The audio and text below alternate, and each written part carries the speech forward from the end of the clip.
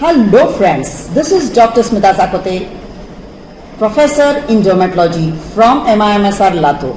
So again we have come up with a wonderful drug series, Drugs in Dermatology, which you could listen to and have a quick revision. Exams are approaching.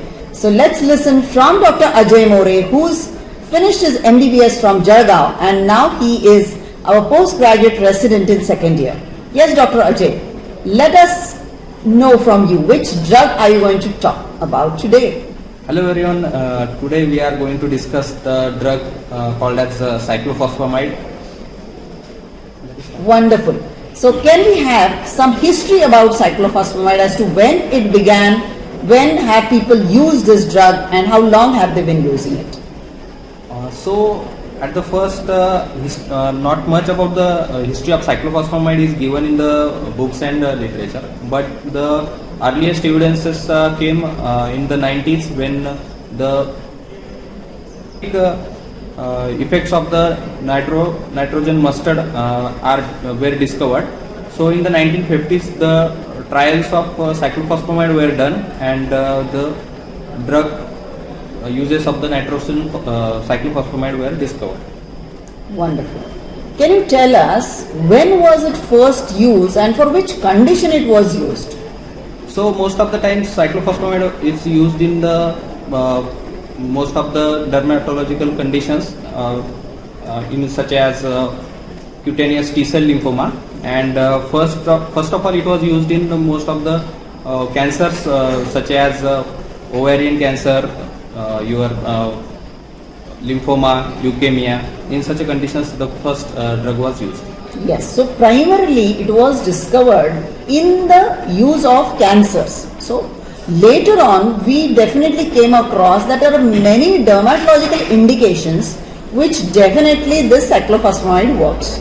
I would like to know from you, doctor, what is the mechanism of action of this particular drug? Coming to the first of the considering the mechanism of action, we will discuss about the types of the drugs that we are discussing. So there are two types of drugs in the antimetabolite series. So there are two types of drugs.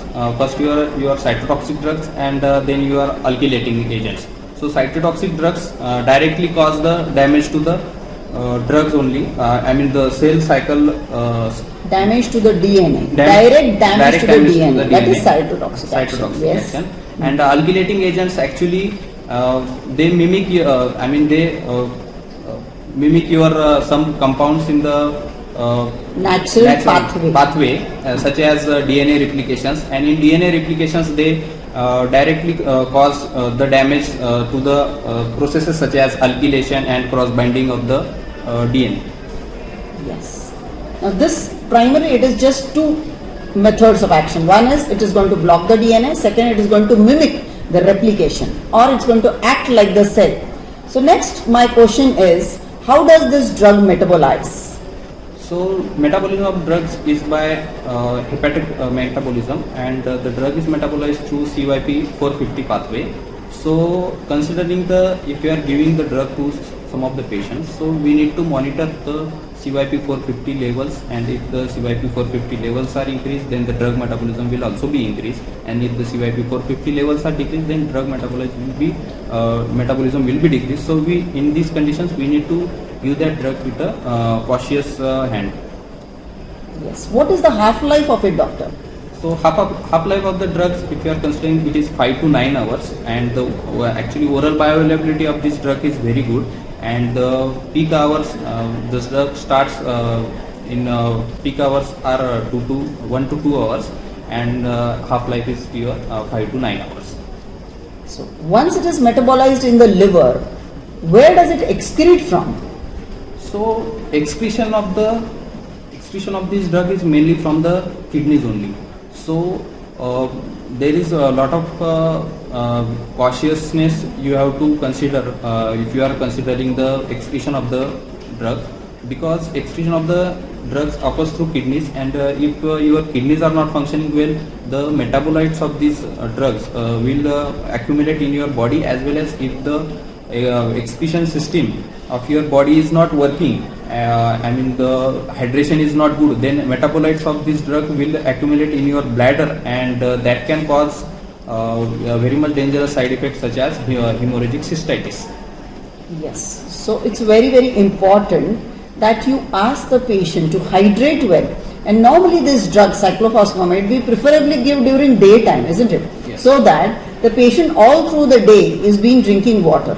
If in case you give it in the night time, obviously the patient will not wake up in the night and will not have enough amount of water.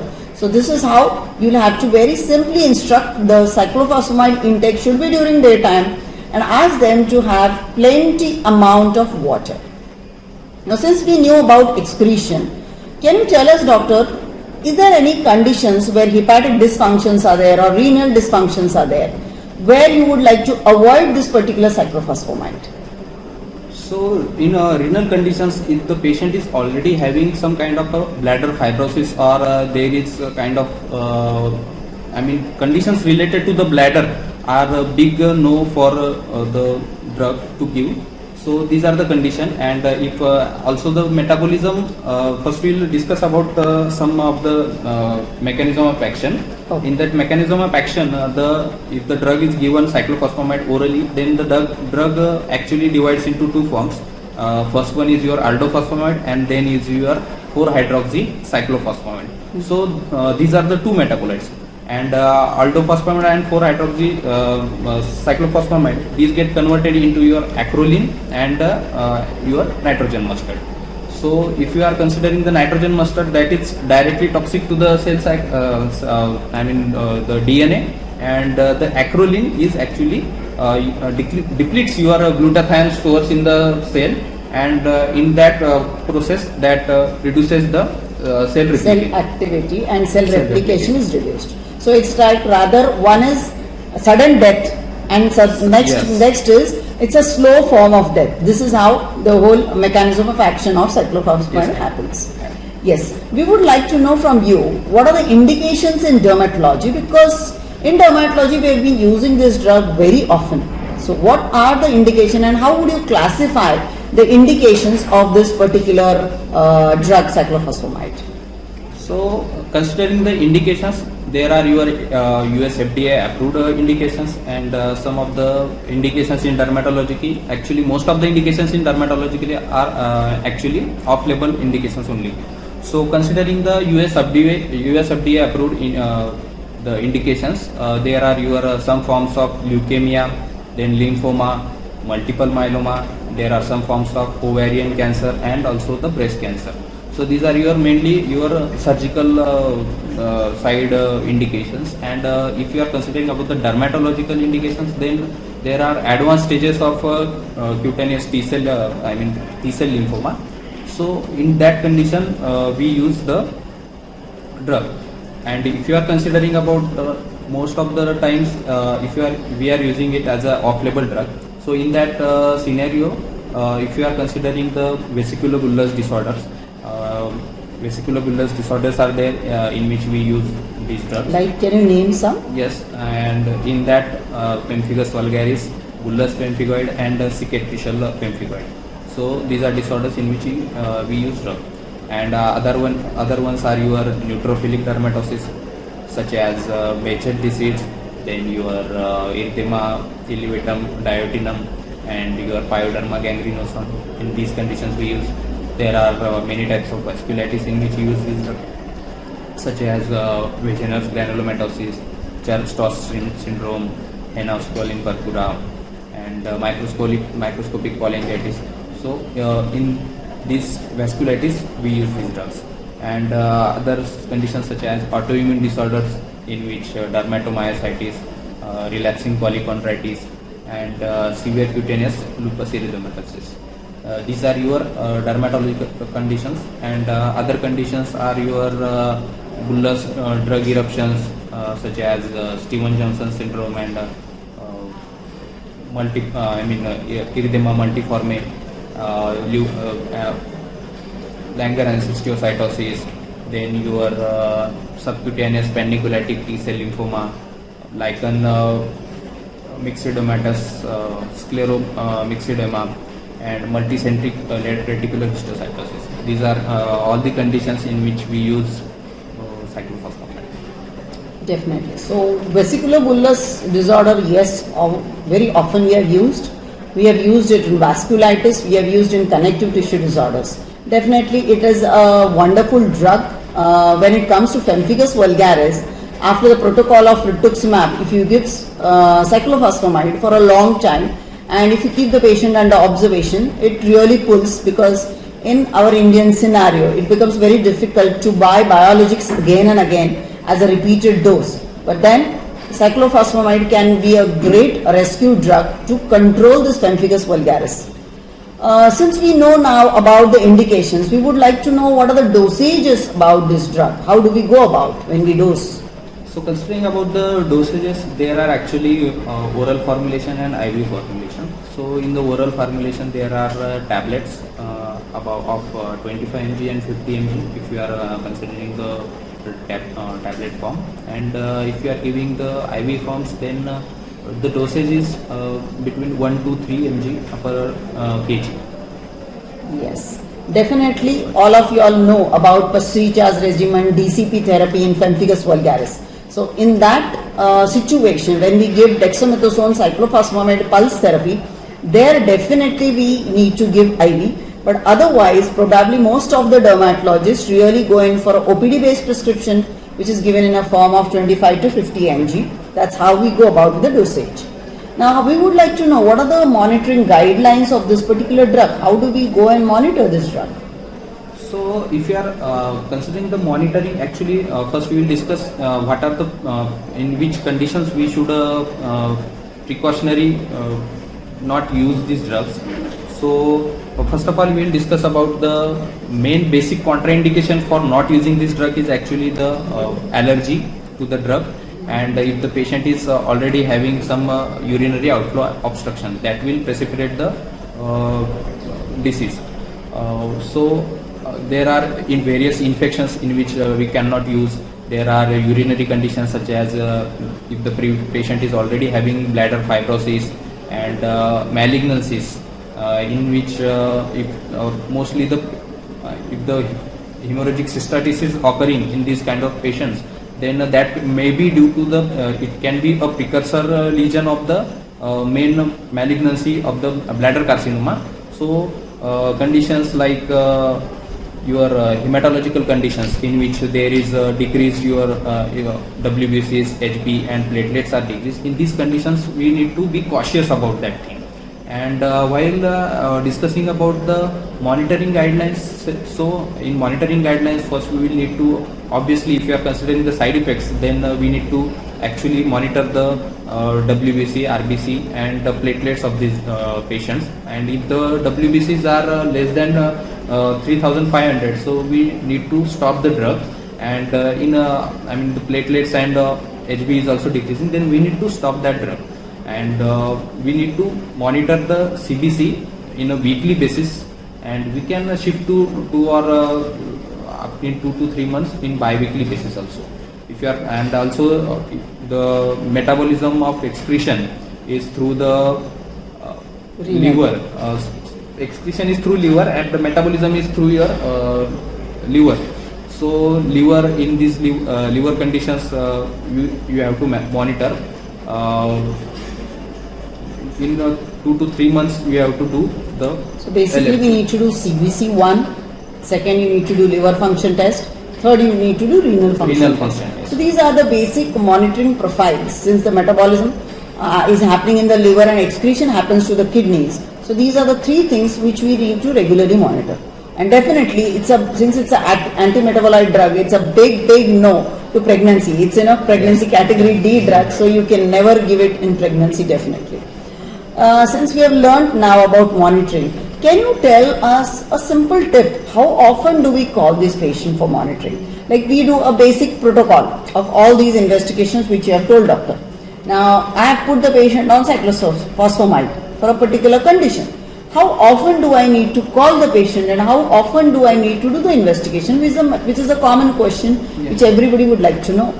Yes, as I said, if you are starting the drug, then we have to do weekly visits of the for the monitoring also. So for monitoring of CBC and urine analysis is done on weekly basis, and it can be after 2 to 3 months it can be done on bi-weekly basis also. And in case of the LFT, we have to do every 3 months. So these are your frequent visits in which we will call the patients for the monitoring. Is seizure one of the contraindication for this? No. My next question to you, doctor, is what are the drugs which can be used along with it? Drugs have various interactions. As you said, cytochrome P450 is, the main key role. So any drug which is going to work on cytochrome P450 is going to, either increase the level of cyclophosphamide or decrease the level of cyclophosphamide. So what are the drug interactions, or what are the drugs we need to cross-check, that this patient is taking these drugs?